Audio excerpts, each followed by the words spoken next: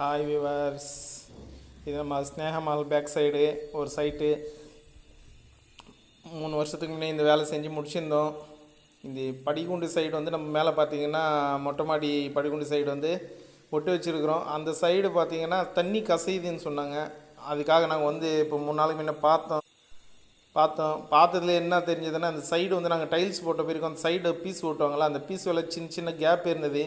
அந்த கேப்பெல்லாம் நாங்கள் கட் பண்ணுறதுக்காக இப்போ இந்த இடத்து அந்த டைல்ஸ் பூரா எல்லாமே கட் பண்ணி எடுக்கிறோம். கட் பண்ணி எடுத்துகிட்டு அடியில் அந்த செவுறு போட்டிருக்காங்க பார்த்தீங்களா, இந்த சைடு பூரா இப்போ கட் பண்ணுறோம். இங்கே ஒரு அடி கேப்பு, செவுத்துலேருந்து ஒரு அடி கேப் வச்சு டைல்ஸ் கட் பண்ணி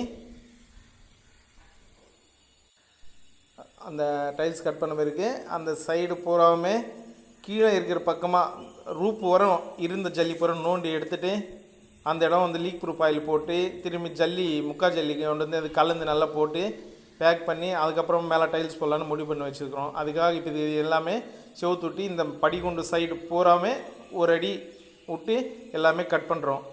கட் பண்ணி விட்டு நம்ம டைல்ஸ் பூரா வெளில எடுத்து இந்த இடம் வந்து கழிப்பாக கலவை போட்டு ஆயில் ஊற்றி எல்லாமே பேக் பண்ணலான்னு முடிவு பண்ணிட்டோம். அதனால் கட் பண்ணுறோம் வேர்ஸ்.